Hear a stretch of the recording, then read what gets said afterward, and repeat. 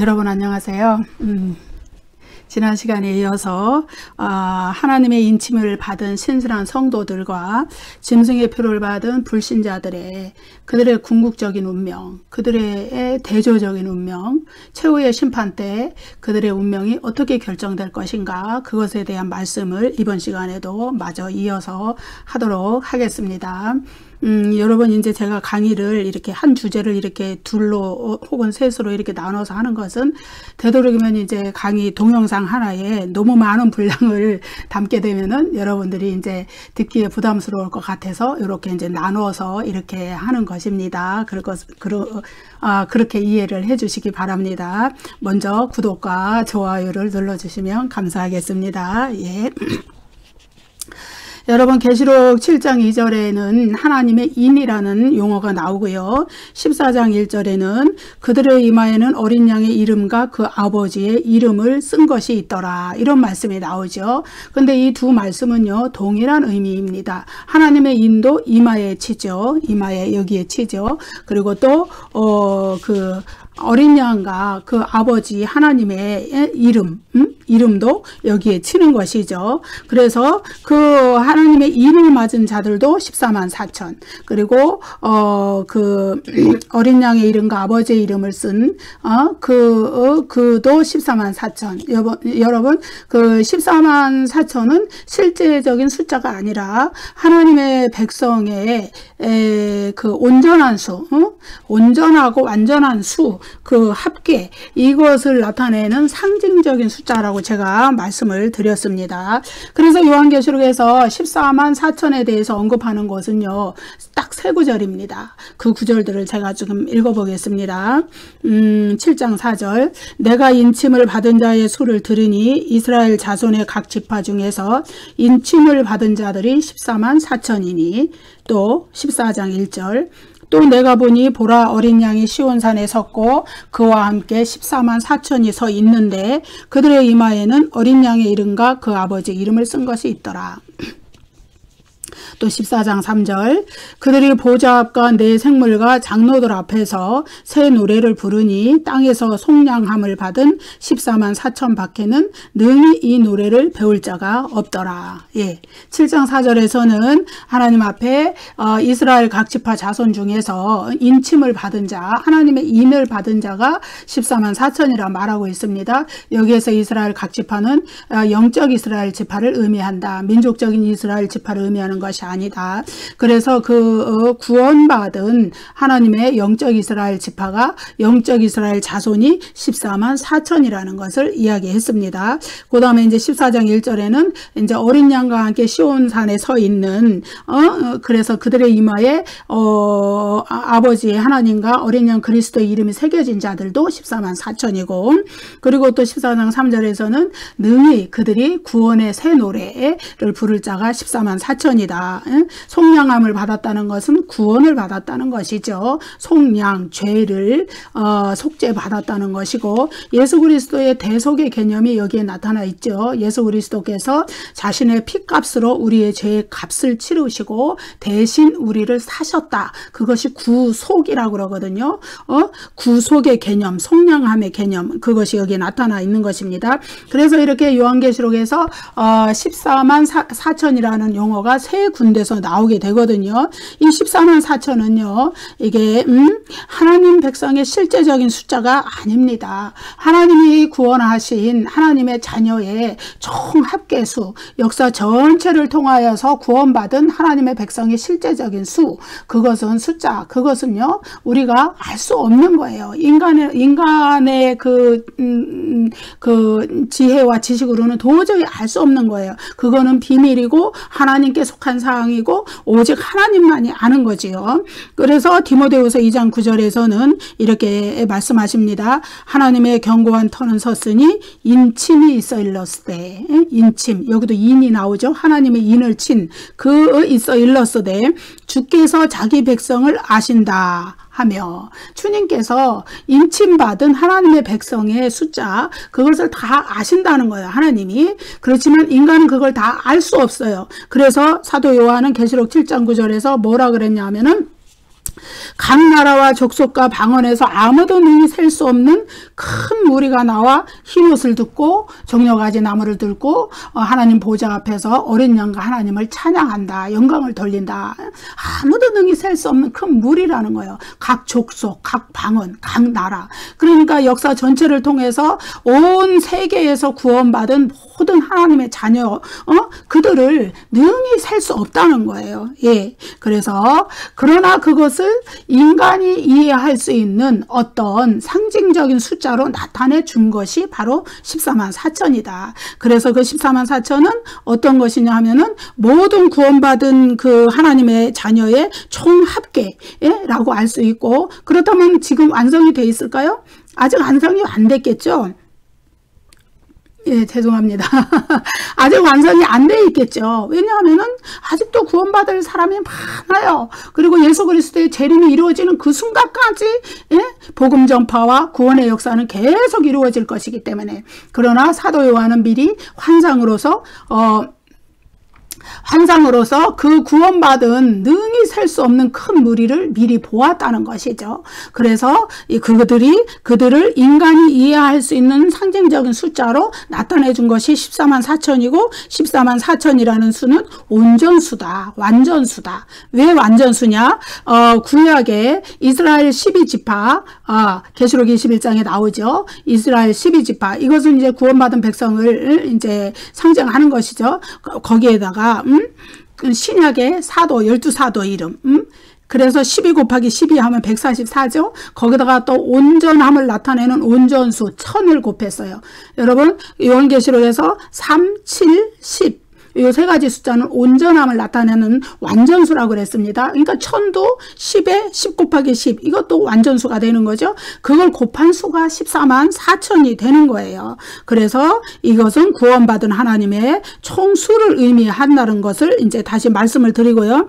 그래서 계시록 7장과 14장 모두에서 구원받은 이 하나님의 백성들은 이마에 표적을 가지고 있죠. 그것이 7장에서는 하나님의 인, 어제도 말씀드렸지만 어떤 도장 같은 거 이렇게 탁 찍어주시는 그 도장 같은 인, 그리고 14장에서는 이름, 하나님과 그리스도의 이름, 이렇게 표현이 되어 있지만은 두 개는 동일한 표현이다. 동일한 의미로 사용이 되었다.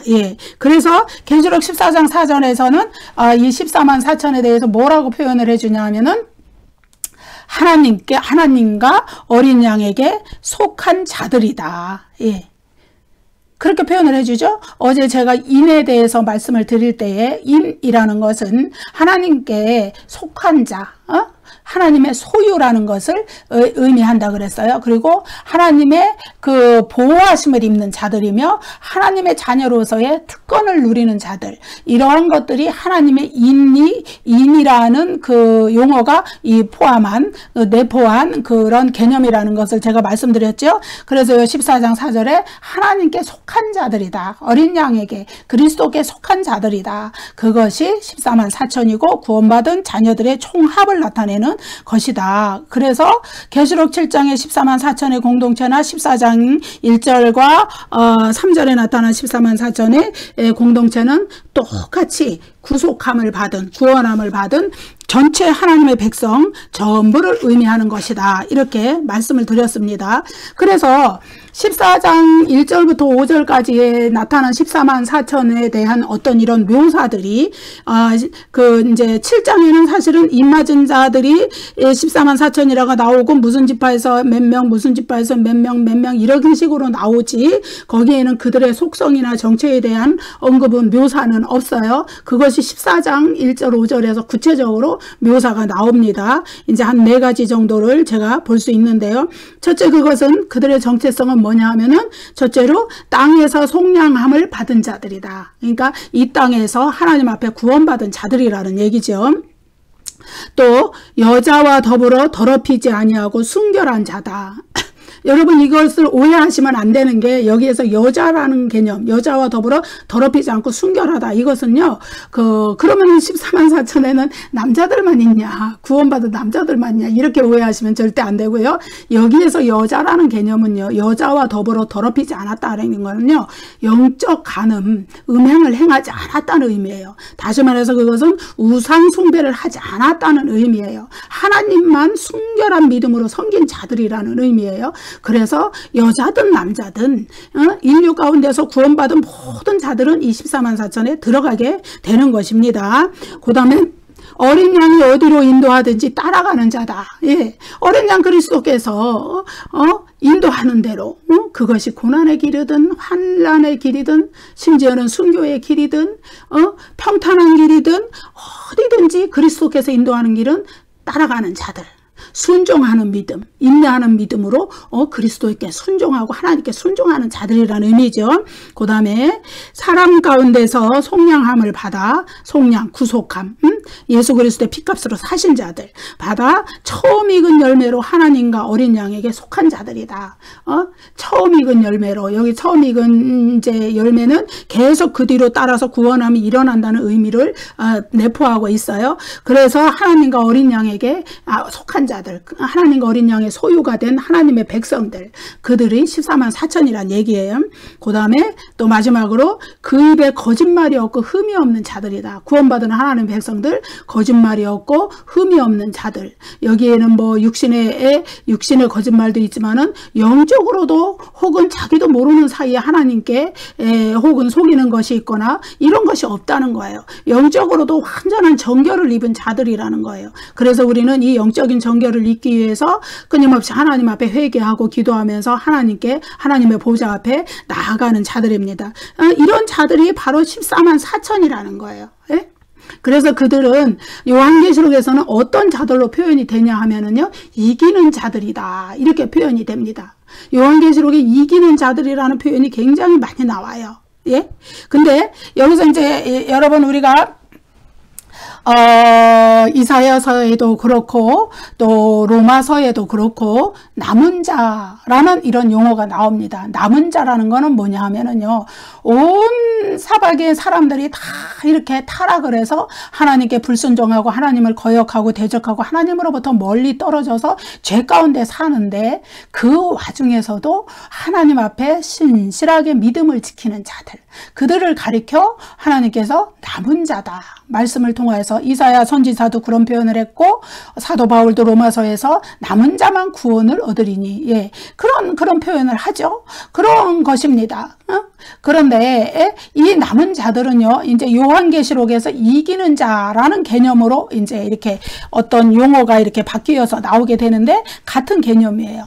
그런데 이 남은 자는 이스라엘 12지파에서만 민족적으로 구원받아서 남은 자들을 가리키는 그런 협소한 개념이 절대 아니고요. 이 남은 자들이라는 것은 인류의 전체 역사 가운데에서 온 세계 사람들에서 모든 세대 가운데서 예수 그리스도께서 자신의 피값으로 구원받은 자들, 구원하신 자들, 그들을 가리키는 말입니다. 그들이 요한계시록에서는 이기는 자들로 이렇게 나오게 되는 것인데요. 그래서 요한계시록에서의 14만 4천은 바로 이 남은 자들의 공동체다. 이기는 자들의 공동체다. 교회 공동체다. 승리한 천상의 교회 공동체다. 이렇게 보시면 됩니다. 그래서 아무도 능히 셀 수 없는 큰 물이라고 사도 요한이 환상 중에서 본 그 구원받은 전체의 그 집단을 얘기를 했거든요. 그들은 그런데 사도 요한은 그들을 어쨌든 우리가 이해할 수 있는 숫자로 표현을 해 주어야 했기 때문에 완전성, 온전성, 무한성 이런 것을 상징하는 14만 4천, 12 곱하기 12지파를 대표하는 12, 12사도를 대표하는 12 곱하기 온전함을 상징하는 1000을 곱해서 14만 4천이라는 상징적인 숫자로다가 그 구원받은 무리, 아무도 능히 셀 수 없는 오직 하나님만이 아시는 하나님의 백성의 수, 그것을 이렇게 표현을 해준 것이고요. 이 완성은 14만 4천이라는 이 상징적인 숫자의 이 완성은 전체로서의 교회의 큰 집단적인 공동체를 의미하는데 이것이 완성된 때는 역사의 끝에 예수 그리스도의 재림 때다. 지금도 그래서 계속 완성되어 가는 중이고 그래서 아까 제가 말씀드렸듯이 처음 익은 열매로 하나님께 속한 자다에게는 뒤에 계속 열매들이 익어서 구원이 완성되어 가는, 구원받은 그 집단이 완성되어 가는 와중에 지금은 있다는 거예요. 예, 그래서 구속함을 받은 교회 전체, 전체로서의 하나님의 교회 공동체, 예, 그것을 의미한다는 것을 이렇게 이야기해 주고요. 얼마나 그 이기는 자에 대한 그 말씀들이 많이 나와 있는지 계시록 2장 3장 그 소아시아 7교회에도 계속 나오고요. 마지막 부분에 또 하나님이 직접 말씀하신 부분도 나오거든요. 근데 그것을 이제 다 읽어드릴 수는 없지만은 조금만 읽어드릴게요. 에베소 교회 편지에서 2장 7절, 이기는 그에게는 내가 하나님의 낙원에 있는 생명나무의 열매를 주어 먹게 하리라. 2장 11절 서머나 교회, 이기는 자는 둘째 사망의 해를 받지 아니하리라. 2장 17절 버가모 교회, 이기는 그에게는 내가 감추었던 만나를 주고 또 흰돌을 줄 터인데 그 돌 위에 새 이름을 기록한 것이 있나니 받는 자밖에 모른다. 2장 26절 두아디아 교회, 말을 빨리 하려다 보니까 두아디라 교회, 이기는 자와 끝까지 내일을 지키는 그에게 만국을 다스리는 권세를 줄 것이다. 사대교회 3장 5절, 이기는 자는 이와 같이 흰옷을 입을 것이요 내가 그 이름을 결코 생명책에서 지우지 아니할 것이다. 또 3장 12절 빌라델피아 교회, 이기는 자는 내 하나님 성전의 기둥이 되게 할 것이다. 3장 21절 라오디게아 교회, 이기는 그에게는 내가 내 보좌에 함께 하여 주기를, 내가 이기고 아버지 보좌에 함께 앉은, 예수님 보좌에 같이 함께 해 주신다는 거예요. 이기는 자. 예? 자, 그러면 마지막 말씀 21장 6, 7절에 하나님이 이제 직접 이제 말씀하시는 장면이 나와요. 또 내게 말씀하시되 이르렀도다. 나는 알파와 오메가요 처음과 마지막이라. 내가 생명수 샘물을 목마른 자에게 값없이 주리니 이기는 자는 이것들을 상속으로 받으리라. 나는 그의 하나님이 되고 그는 내 아들이 되리라. 여기에 나오는 다 이기는 자에게 주시는 이 약속들의 공통점이 뭔가요? 이기는 자에게 영생을 주시겠다는 거예요. 이기는 자에게 새하늘과 새 땅의 완전한 복을 약속하시는 거예요. 이기는 자에게 하나님의 영원한 임재, 그는 나의 아들이 되고 나는 그의 하나님이 되리라. 예? 그것을 약속하시는 거예요. 이 말씀들이 다 그런 겁니다. 예.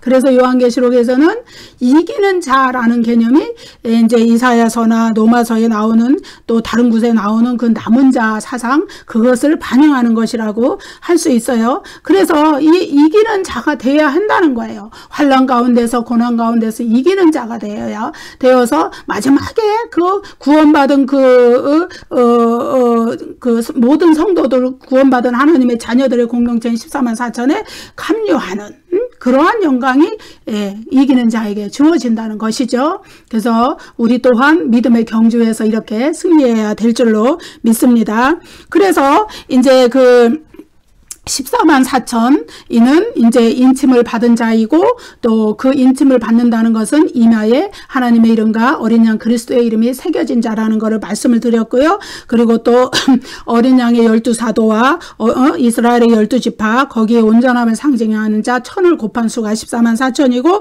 그것은 모든 시대의 하나님의 백성 전체를 상징하는 그러한 수라는 것을 이제 말씀을 드렸습니다. 그래서 계시록 7장은 이제 이렇게 두 부류가 있어요. 두 부류라고, 아니요, 같은 부류죠. 같은 물인데 이렇게 두 가지 양상으로 표현이 돼 있어요. 어떻게 돼 있냐면은 7장 1절부터 8절까지에 나오는 14만 4천, 이들은 누구냐 하면은 아직은 지상에서 전투하는 영적인 하나님의 백성의 공동체를 의미합니다. 그들은 아직도 지상에서 신앙의 싸움을 하는 중이에요. 영적인 전쟁을 하는 중이에요. 그리고 거기에서 승리한 자들이 천상에 있는 14만 4천의 그 하나님의 백성의 완전한 공동체에 계속적으로 합류가 되어 들어가고 있어요. 예. 그 뭐냐면은 7장 9절부터 쭉 나오는 17절까지 나오는 아무도 능히 셀 수 없는 큰 무리, 하나님의 구원받은 하나님의 백성의 공동체, 하나님의 자녀들의 큰 합계의 수, 그 안으로 지상에서 영적인 전투에서 승리한 자들, 7장 1절부터 8절까지에 나오는 그 영적 전쟁을 지금 하고 있는 자들, 그래서 마침내 승리하고 그들의 육신의 생명이 다한 자들이 어디로 올라가느냐? 7장 9절부터 나오는 아무도 능히 셀 수 없는 14만 4천의 그 공동체, 교회 공동체, 하나님의 자녀, 구원받은 자녀 공동체로 계속해서 합류해서 들어가고 있는 중이에요. 지금은 역사가 진행되는 중이기 때문에 이것이 계속 진행형으로 일어나고 있어요. 오늘 이제 우리도 예를 들어서 이제 우리 중에 누구라도 이 영적인 싸움에서 끝까지 승리하고 이기는 자가 되어서 우리의 육신이 흙으로 돌아갔을 때 우리의 영혼은 천상에 있는 그 승리한 공동체로 들어간다는 말이에요. 예. 합류한다는 말이에요. 저도 그렇고 여러분도 그렇습니다. 그래서 계시록 7장 1장의 환상을 통해서 사도 요한에게 주신 환상을 통해서 하나님이 주시는 메시지는 하나님의 인을 맞은 자들이 이 지상의 영역에서 영적인 전쟁을 싸우며 우상 숭배자들, 황제 숭배자들, 모든 악한 사탄의 권세와 싸울 때 하나님께서 그들이 영적 전투를 수행하실 때 그들의 영혼이 믿음을 잃어버리지 아니하도록 그들을 보호하신다는, 하나님의 신실하신 은혜를 베푸신다는 그것을 강조해 주는 거예요. 그렇지만은 그들이 이제 마침내 영적 전쟁에서 승리해서 하늘의 영역으로 들어갔을 때는 7장 9절에서부터 17절 거기에 나오는 아무도 셀 수 없는 능히 셀 수 없는 큰 물이 구원받은 하나님의 백성의 무리에 그가 들어갔을 때 그들을 여전히 돌보시고 은혜를 베푸시는 천상에서의 하나님의 은혜, 그것을 또 환상을 통해서 이렇게 보여주는 겁니다. 여러분 교회가 지상에서만 존재하는 것이 아니에요. 지상에서의 교회는 우리 지상에서 있는 것은 하늘에 있는 것에 하늘에 있는 것을 지향해서 가는 과정에 있는 거예요. 지상에서 있는 교회는 사탄과 영적인 싸움에 계속 전쟁 중에 있어요. 그렇지만은 그 영적인 전쟁에서 승리한 한 사람 한 사람이 이제 하늘의 영역으로 들어갔을 때 그는 하늘에 존재하는 천상의 교회 공동체에 14만 4천의 공동체에 합류한다는 의미가 있어요. 그것이 계시록 7장 9절부터 17절까지에 나타난 그 부분이고, 그것이 또 14장 1절부터 5절까지에 나타난 시온산에 서서 예수 그리스도와 함께 이렇게 서 있는 그 무리, 하나님과 그리스도를 향하여서 새 노래, 구속함을 받은 새 노래를 부르는, 능히 구원받은 땅에서 속량함을 받은 14만 4천 외에는 그 구속의 노래를 부를 자가 없다는 거예요. 그 무리. 여기서 시온산이라는 거는 영적인 새 예루살렘을 의미하겠죠. 완성된 하나님의 나라에서 완성된 그 하나님의 백성의 온 숫자가 그들이 모여서 이제 그리스도와 함께 거하면서 하나님 앞에 찬양을 드리는, 그리스도께 찬양을 드리는 그런 웅장한 장면들이 이제 이렇게 나오는 것이죠. 여러분, 요한계시록은요, 과거의 그 모습도 보여주고 현재의 모습도 보여주고 미래의 역사가 완성됐을 때 우리의 운명이 어떻게 될 것인가를 보여주는 그러한 성경이기 때문에, 우리의 궁극적인 운명을 보여주는 성경이기 때문에 굉장히 중요한 겁니다. 그래서 우리가 요한계시록을 계속 배우고 공부하고 이렇게 하는 것은 어떤 것이냐 하면은 우리의 궁극적 미래에 대해서 우리가 좀 더 각성하고 깨어서 현재의 고난 중에서도 우리가 믿음을 지킬 수 있는 원동력을 우리에게 제공해 준다는 그런 큰 의미가 있는 것이에요. 그래서 용으로 이제 상징적으로 용으로 나타나는 그런 사탄. 여러분, 사탄이 직접 우리가 이제 예를 들어서 피조물의 용, 그러니까 눈으로 볼 수 있는 용, 그것으로 나타나는 건 아니죠. 이것도 역시 상징화된 실체입니다. 그 사탄이 성도들이 이제 그 지상의 영적 전투에서 이렇게 승리하지 못하도록 온갖 속임수와 미혹으로 그들을 괴롭히죠. 그리고 그 두 하수인이 있잖아요. 계시록 13장에 바다에서 올라온 짐승, 또 땅에서 올라온 짐승, 바다에서 올라온 짐승은 적그리스도 세력으로서 어떤 통치 권력, 그것을 가지고 그 하나님의 백성들을 탄압하고 박해하고 순교까지 이르게 하는. 그리고 이 땅에서 올라온 짐승, 이 거짓 선지자예요. 거짓 종교로 사람들을 미혹해서 황제 숭배를 하게 만들고 우상 숭배를 하게 만들고 그 불법적으로 그 하나님의 백성들을 탄압하는 적그리스도를 선전선동으로 도와주고 섬기고 숭배하게 만드는 세력, 그런 것들을 사탄이 동원해서 하나님의 백성들이 신앙을 지키지 못하도록 끊임없이 회방을 한다는 거예요. 그래서 계시록 13장 6절 말씀을 제가 읽어볼게요. 짐승이 입을 벌려 하나님을 향하여 비방하되 그의 이름과 그의 장막 곧 하늘에 사는 자들을 비방하더라. 예, 짐승이 입을 벌려. 예, 짐승 적그리스도예요. 그 로마 당시에는 로마 제국 당시에는 로마 황제. 그리고 그 후에 역사가 진행되는 동안에 계속적으로 이제 하나님의 백성들을 탄압하고 박해했던 그런 통치자들, 압제했던, 힘으로 권력으로 압제하고 그 목숨을 앗아가기도 하고 또는 그 삶 속에서 너무나 괴롭히는 그들이 하나님을 향하여 비방하는 거예요. 왜? 자기가 하나님 대신 찬양과 경배와 영광, 영광과 찬양과 경배, 이것을 받아야 되는 거예요. 교만의 극치죠. 여러분, 사탄의 특징이 뭡니까? 교만이에요. 내가 하나님처럼 높아지려고 하는 거예요. 하나님의 받아야 될 찬양과 경배와 영광을 찬탈하려고 하는 거예요. 그게 교만입니다. 예, 하나님 자리에 자기가 앉으려는 거예요. 그런데 이 그리스도인들이 어떻게 해요? 오직 하나님, 오직 그리스도, 성부, 성자, 성령, 삼위일체 하나님, 그만을 섬기니까, 유일신 하나님을 섬기니까 그것이 싫은 거죠. 그래서 그 하나님을 막 회방하고 비방하고 신성모독을 하고 하나님의 백성들을 끊임없이 괴롭히는 거죠. 그래서 하나님의 이름으로, 그리스도의 이름으로 사는 자들을 비방하고 괴롭히는 거, 또 하나님의 장막에 거하는 자들을 괴롭히는 거. 여러분, 여기서 하나님의 장막이라는 것은요, 나중에 우리가 이제 계시록 21장에 가면은 새하늘과 새 땅, 새 예루살렘에서 하나님이 우리 가운데 장막을 치셔서 우리와 함께 영원히 거하셔서 첫 창조 때에 우리가 당했던 그 아픔과 고통과 사망과 애곡과 여러 가지 것들, 그러한 것들이 다시는 있지 않도록 우리의 모든 눈물을 닦아주시고 우리를 위로해 주시는 그 장면이 나와요.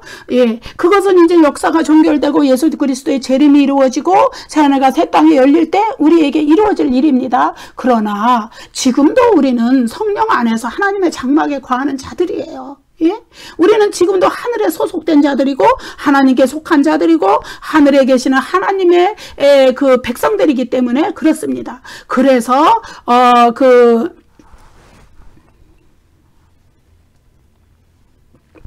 사탄의 세력, 적그리스도의 세력, 거짓 선자들의 세력은 그러한 하나님의 백성들을 괴롭히는 것이 그들의 본연의 임무로 돼 있는 거예요. 여러분, 그렇기 때문에 우리는 깨어서 영적으로 분별력을 가지고 우리의 삶 속에서 침투해 들어온 그런 것들을 다 이렇게 우리 삶 속에서 이렇게 막 갈라내야 돼요. 제쳐내야 돼요. 오직 우리는 삼위일체 하나님께만 경배와 찬양과 영광을 돌려야 되는 거예요. 요한계시록에 많이 나오는 단어들이 하나님께 찬양과 경배와 영광을 돌린다. 예. 그것입니다. 그것은 우리가 예수 그리스도의 재림 직전에 그때만 이루어질 일이 아니라 오늘 우리가 이 세상을 살아가면서 하나님께 그것을 돌려야 되는 거예요. 예. 경배와 찬양과 영광을 우리가 이렇게 기도하는 자리에서만 하나님께 돌리는 건 아니에요. 우리의 삶 속에서 돌리는 거예요. 우리가 예배할 때, 기도할 때만 하나님을 경배합니다, 영광 돌립니다, 찬양을 돌려드립니다, 이러는 게 아니에요. 물론 그거 구별된 시간이 있어야만 하나님께 예배하고 기도하는 자만이 또한 자신의 삶 속에서 영적으로 깨어있게 되고 삶을 통하여서 하나님께 찬양과 경배와 영광을 돌릴 수 있어요. 예, 여러분, 그렇습니다. 그래서 요한계시록에서 성도들의 마땅한 본분, 의무로 나타나는 것은 찬양과 경배와 영광을 항상 하나님께 돌리는 것이다. 예, 그것입니다. 그래서 아무리 사탄이 짐승이, 적그리스도가, 거짓 선지자, 거짓 종교들, 이런 것들이 미혹이라는 거짓 속임수라는 수단을 써서 하나님의 백성들을 넘어뜨리려고, 하나님으로부터 떼어내려고, 분리하려고 아무리 그들이 작전을 써도 어때요? 하나님이 구원하시기로 예정된 자는 다 구원을 받는다. 믿음으로 이기게 되어 있다. 하나님이 인을 친 자는 환난 중에서도 믿음을 잃어버리지 않고 그 영혼을 하나님께서 보호해 주신다. 그래서 계시록 14장에서 하늘에서 구원받은 하나님의 백성 전체를 나타내는 상징적인 숫자 14만 4천 안에 한 사람도 누락되지 않고 그 이름이 누락되지 않고 다 들어가게 된다는 겁니다. 여러분, 요한계시록에 우리를 위한 이러한 든든한 아주 막 안전보장과 같은 장치들이 이렇게 있는데, 여러분, 요한계시록이 지금도 무서운 책인가요? 아니에요. 요한계시록은 우리에게 축복을 주는, 복을 주는, 여러분, 그 축복과 복의 개념을 잘 아셔야 되고, 하나님이 우리를 축복하신다, 이런 용어는 쓰시면 안 돼요. 하나님은 복의 근원이세요. 축복이라는 거는 복을 빌어준다는 거예요. 예. 예를 들어서 목사님이 축복기도 해준다, 이 말은 맞을 수 있어요. 그에게 복을 빌어주는 거예요. 하나님께 이 사람을 복 주십사 하고 기도로 빌어주는 거죠. 그죠?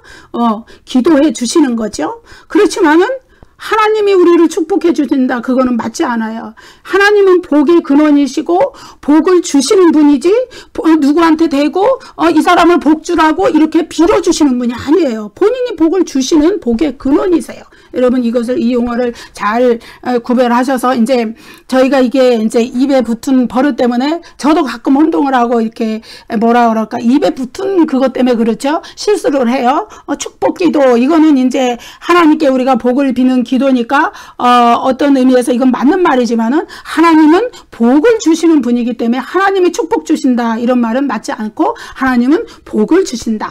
복의 근원이신 하나님이 자신이 가지고 계신 복을 우리에게 쏟아부어 주시는 겁니다. 예, 어쨌든 간 이러한 복을 우리가 받게 될 줄로 믿습니다. 하나님의 백성 공동체에서 탈락하지 아니하고 끝까지 하나님이 붙들어 주시는 그런 복을 하나님이 우리에게, 하나님의 인침을 받은 자에게 주신다는 것이죠. 그래서 14만 4천은 이 땅의 영적 전투에서 거짓 삼위일체, 예, 성부성자 성령은 참된 삼위일체 하나님이시고, 거짓 삼위일체는 사탄, 짐승, 첫째 짐승, 둘째 짐승. 다시 말하면 그들을 다른 말로 표현하면 적그리스도, 거짓 선지자.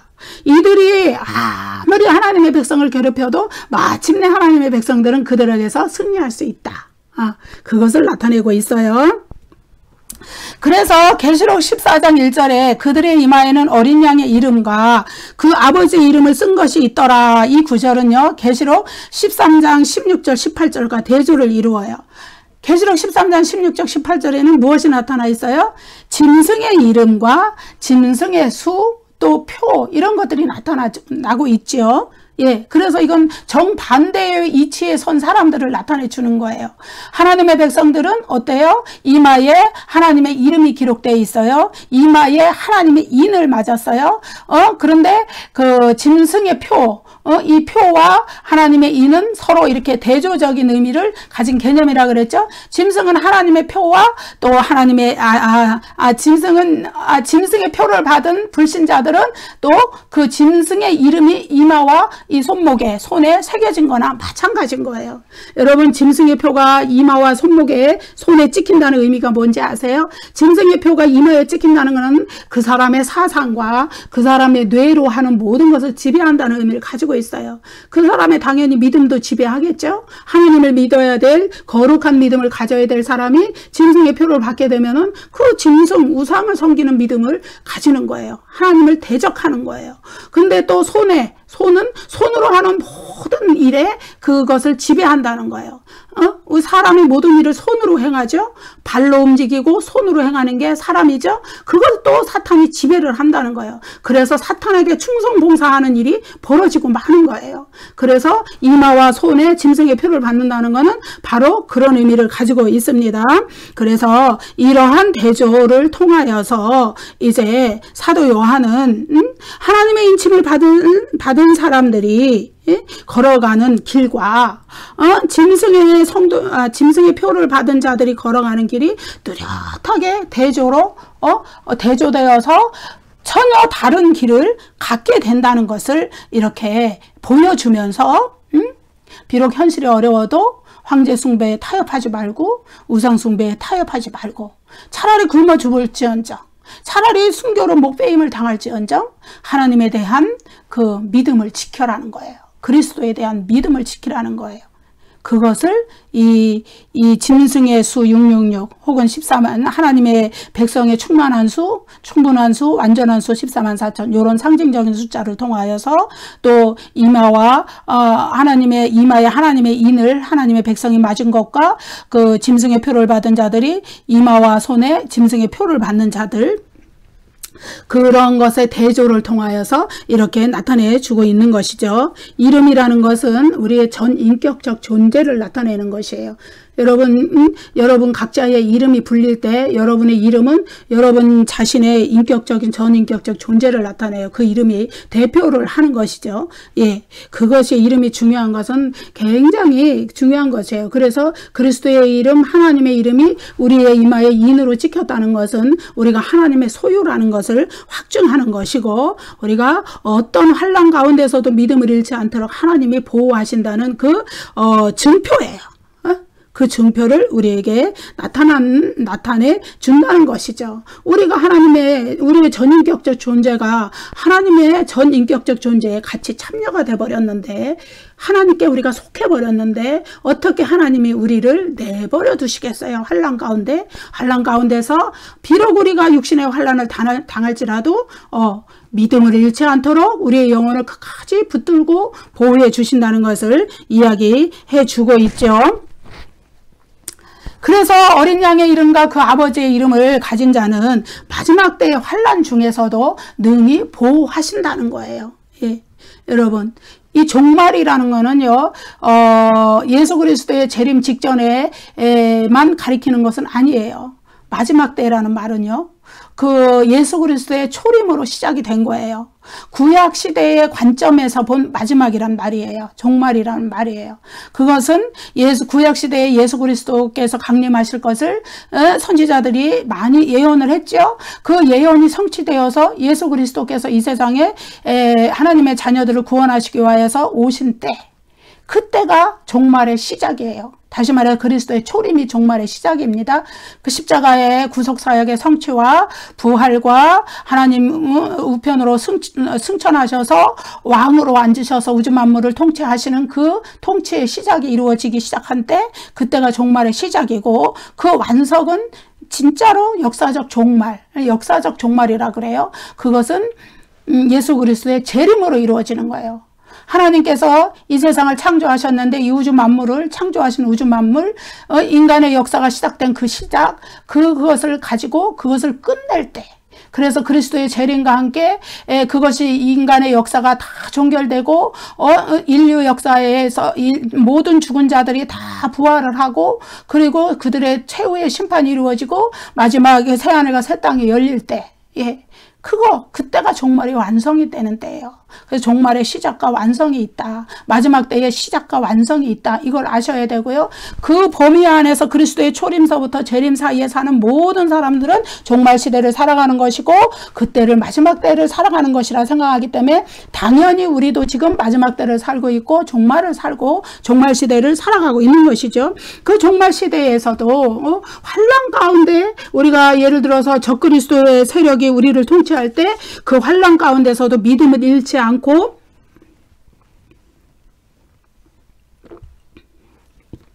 지킬 수 있는 그 능력이 어디에서 와지느냐?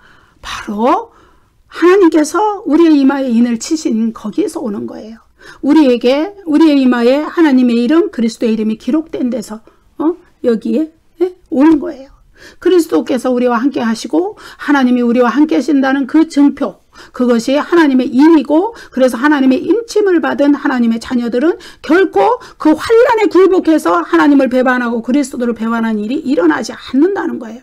그래서 소아시아 7교회에서 한 두 군데를 읽어드릴게요. 버가모 교회 계시록 2장 13절 네가 어디에 사는지를 내가 아노니 거기는 사탄의 권자가 있는 데라. 내가 내 이름을 굳게 잡아서 내 충성된 증인 안디바가 너희 가운데 곧 사탄이 사는 데에서 죽임을 당할 때에도 나를 믿는 믿음을 저버리지 아니하였다.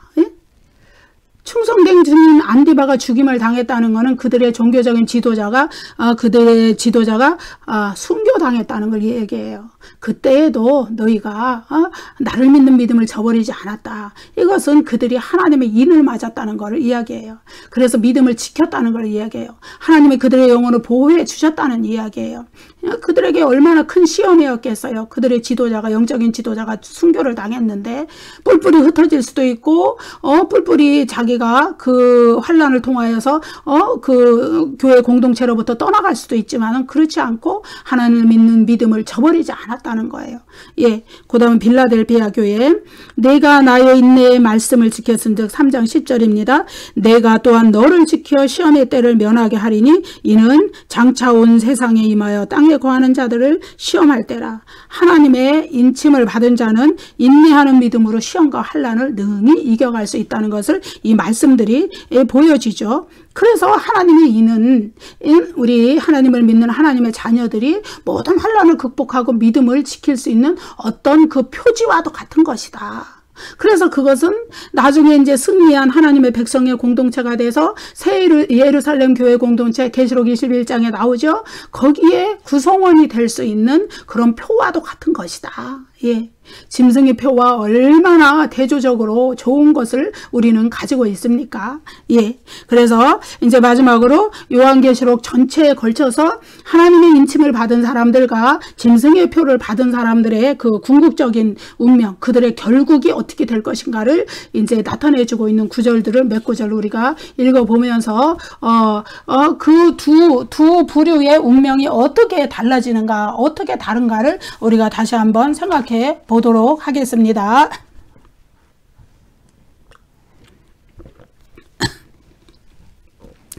먼저 하나님의 인침을 받은 사람들의 궁극적인 운명을 우리가 보면은요, 계시록 9장 4절 한번 볼게요.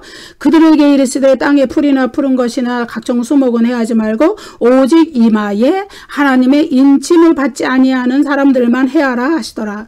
이것은 이제 그 황충의 재앙으로부터 보호하시는 하나님의 은혜를 말하거든요. 이것이 다섯째 나팔 심판에 해당이 됩니다. 그래서 하나님의 심판 가운데서도 하나님의 입맞은 사람들은 보호하신다는 것을 나타내 주죠. 또 14장 1절, 내가 보니 보라 어린 양이 시온산에 섰고 그와 함께 14만 4천이 서 있는데 그들의 이마에는 어린 양의 이름과 그 아버지의 이름을 쓴 것이 있더라.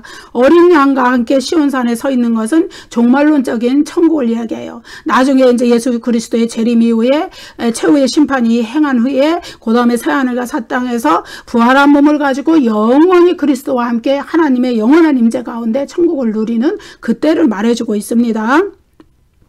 또 22장 4절, 그의 얼굴을 볼 터이요 그의 이름도 그들의 이마에 있으리라. 이것도 역시 조금 전과 마찬가지로 새하늘과 새 땅에서 하나님과 그리스도의 영원한 임재 가운데 말을 많이 하다 보면 이렇게 됩니다. 영생을 누리는, 그러한 영생의 복을 누리는, 그때는 우리가 부활한 몸도 받았어요. 신령한 몸을 받아서 다시는 죽지 않은 그 몸으로 아픔도 고통도 늙는 것도 이런 거 아무것도 없는 가운데 생명나무 열매도 마음껏 따먹고 이러면서 하나님과 그리스도와 함께 영원히 화하게 되는 그 복을 말하는 거예요. 예? 어떤 자들이 이마에 하나님의 인, 하나님과 어린 양 그리스도의 이름, 그것이 있는 자들이 그런 복을 누린다는 거죠. 그 다음에 15장 2절, 내가 보니 불이 섞인 유리바다 같은 것이 있고 짐승과 그의 우상과 그의 이름의 수를 이기고 벗어난 자들이 유리바닷가에 서서 하나님의 검은고를 가지고 어린 양의 구속의 노래를 부르고 하나님을 찬양한다는 그 구절이거든요. 요한계시록 15장 2절. 그 구절이 뭐냐 하면은 짐승과 그의 우상과 그의 이름의 수를 이기고 벗어난 자들, 승리한 자들이, 이긴 자들이 이기고 거기에서 벗어났다는 거는 현실의 환란을 실제로 당했다는 거지요. 그 환란 가운데서도 하나님을 믿는 믿음을 저버리지 않고 끝까지 승리하는 자가 되어서 마침내 이제 승리해서 어린 양이 우리를 구원하셨습니다. 그리스도의 구원의 구속의 노래를 부르면서 하나님을 찬양한다는 그것을 이야기해 주고 있습니다. 자, 그러면은 짐승의 표를 받은 사람들의 궁극적인 운명에 대해서 조금 볼게요. 계시록 13장 16절 18절은 종들에게 오른손이나 이마에 표를 받게 하고 누구든지 이 표를 받은 자에는 매매를 못하게 하니, 이건 666 그 얘기 했죠. 이건 뭐냐면 현실의 환란에 굴복해서 결국은 짐승의 표를 받은 자들이 그들은 이제 그 짐승에게 소속돼 버렸다는 걸 이야기해요. 그래서 우리가 영적인 분별력을 가지고 그들을 이기는 자가 돼야 된다는 것을 이야기하는 것이죠. 14장 9절 다른 천사 곧 셋째가 그들을 따라 큰 음성으로 이르되 만일 누구든지 짐승과 그의 유상에게 경배하고 이마에나 손에 표를 받으면 그도 하나님의 진노의 포도주를 마시리니 그 진노의 잔에 섞인 것이 없이 부은 포도주라. 진노의 잔에 섞인 것이 없이 부은 포도주라는 것은 하나님의 긍휼하심, 하나님의 사랑, 자비, 은혜 이런 것이 전혀 배제된 무서운 심판, 엄중한 심판, 그것을 결국은 받게 된다는 거예요. 짐승의 표를 이마에나 손에 표에 받는 자들은 그렇다는 거죠. 그래서 그들이 어떻게 되느냐 하면은 거룩한 천사들 아까 어린 양 앞에서 불과 유황으로 고난을 받게 된다. 불과 유황의 둘째 사망의 심판을 피할 길이 없다는 거예요. 그 고난의 연기가 새토록 올라가서 짐승과 그의 우상에게 경배하고 그의 이름표를 받는 자는 누구든지 밤낮 쉼을 얻지 못한다. 예. 뭐냐 하면은 그리스도의 재림과 더불어서 부활을 하게 되고 그 모든 인류의 부활이 끝났을 때 심판을 받게 돼요. 최후의 심판이에요. 그래서 거기에 생명책에 이름이 없어. 그는 짐승의 표를 받은 자야. 둘째 사망 불못으로 들어가요. 여러분, 부활한 몸은 죽지 않는 몸이라 그랬어요. 지금 우리가 가진 이 육신은 썩어서 흙으로 돌아갈 몸이지만 나중에 그리스도의 재림 때 인류의 전체 다 부활이 일어날 때 그때 불신자나 성도나 다 부활하게 되죠. 그때 부활한 몸은 절대로 영원히 다시는 죽지 않는 몸이에요. 그 몸을 가지고 영혼과 결합한 몸이 들어가는 거예요. 불못으로. 그때 어떻게 되겠어요? 그 아픔과 고통의 세월이 새토록 영원히 지속된다는 거예요. 예. 근데 이제 같은 계시록 14장 그 밑에 구절에 보면은 이런 구절이 있습니다.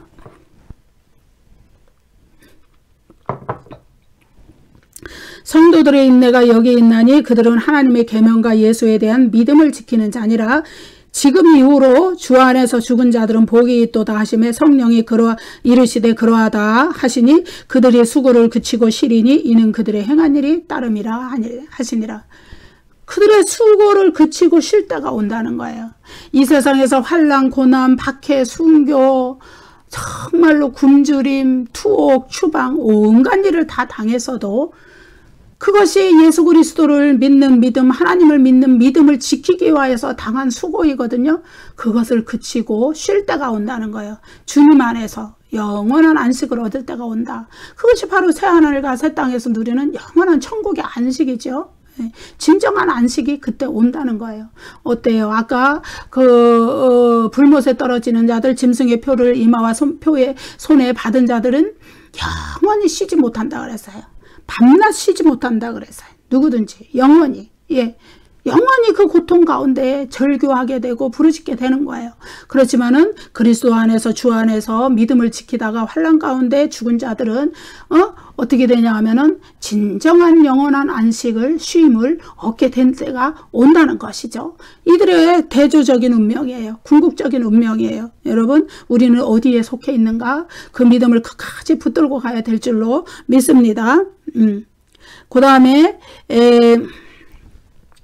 19장 20절 볼게요. 짐승이 잡히고 그 앞에서 표적을 행하던 거짓 선지자도 함께 잡혔으니 이는 짐승의 표를 받고 그의 우상에게 경배하던 자들을 표적으로 미혹하던 자라.